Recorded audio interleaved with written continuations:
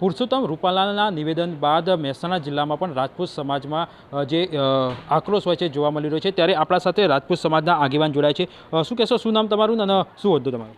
મારું નામ મનુસિંહ જગતસિંહ, રાજપૂત સમાજ બાવનકોટ રાજપૂત સમાજ પ્રમુખ છું। શું કહેશો કે રૂપાલાના જે નિવેદન છે, પુરુષોત્તમ રૂપાલાના નિવેદન બાદ તમારામાં આક્રોશ જોવા મળ્યો છે સમાજમાં, શું આક્રોશ છે અને શું રજૂઆત કરી છે તમે? અમે રજૂઆત એ કરી છે કે ભાઈ અમારા સમાજ ઉપર જે અમારી બેન દીકરીઓ, અમારી ખાનપાન, આના ઉપર જે એમને જે ગંદી ટિપ્પણી કરી અમારી, અને ભગવાન શ્રી રામચંદ્રજી આદ્યપુરુષને જે ટૂંકારાવાળા શબ્દો વાપર્યા, આયો આયો એવા, તો એ ન હોવું જોઈએ અને એના માટે કોઈ માફી ન હોય। અને એવા વ્યક્તિને કે જે લોકસભાની અંદર મોકલવા ના જોઈએ, ભારત દેશનું હિત જોતા હોય તો પ્રિય આપણા માનનીય નરેન્દ્રભાઈ મોદી સાહેબ, આપણા અમિતભાઈ શાહ સાહેબ અને આપણા ગુજરાતના પ્રદેશ અધ્યક્ષ શ્રી પાટીલ સાહેબ, આ બધાને મારી નમ્ર અપીલ છે કે જો હિન્દુત્વનું નામ લઈને જો પાર્ટી આપણે ચલાવતા હોય અને આપણા હિન્દુત્વને આ કલંકિત કરવાવાળા માણસોને આપણે જો એમને સભ્ય રાખીએ લોકસભાના, તો શું દેશ માટે હિતકારક છે?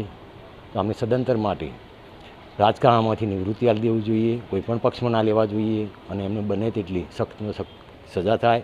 અને આપ શ્રીઓ સરકાર ચલાવી રહ્યા, તો સરકારની અંદર અમારી જાતિ, અમારા ધર્મ, અમારી બેન બેટી, આના માટે અલગથી કંઈક કાયદા બનાવવા જોઈએ, એવી અમારી રજૂઆત છે। ઊંઝા પોલીસ સ્ટેશન ખાતે પણ કંઈક અરજી આપી છે, શું અરજી આપી? હા, તે એ આ જ બારામાં અમે અરજી આપી છે। પુરુષોત્તમભાઈ રૂપાલાના જે નિવેદનો, ખરાબ નિવેદનો, એના બાબતે મેં અરજી આપેલી છે। શું માંગ છે તમારી હવે?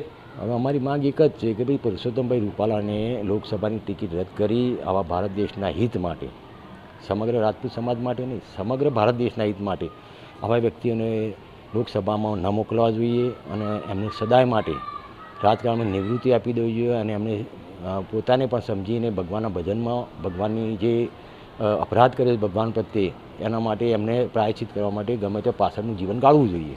ચોક્કસથી સમાજમાં આક્રોશ જોવા મળી રહ્યો છે। આપણા સાથે શું કહેશો, શું નામ તમારું અને શું હોદ્દો છે અને શું માંગ છે તમારી? મારું નામ પૃથ્વીસિંહ રાજપૂત, કરલી તાલુકો ઊંઝા।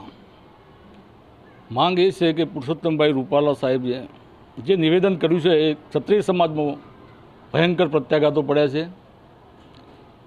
સમાજના તમામ સંગઠનો એક થઈ અને જ્યારે એમની સામે એમની ટિકિટ રદ કરવા માટે માગણી કરી રહ્યા છે, અમે પણ બીજેપીના કાર્યકરો હોવા છતાં સમાજની સાથે છીએ।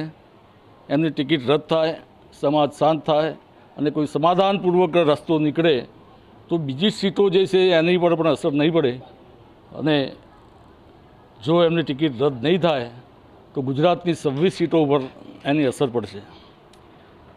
ચોક્કસથી આ હતા રાજપૂત સમાજના આગેવાનો। તેમનું કહેવું છે કે પુરુષોત્તમ રૂપાલાની જે ટિકિટ હોય છે તે રદ કરવામાં આવે, જેથી કરી જે ભાજપને તેની જે 26 સીટો પર તેની અસર ના જોવા મળે। કેતન પટેલ, ન્યૂઝ 18 ગુજરાતી, મહેસાણા।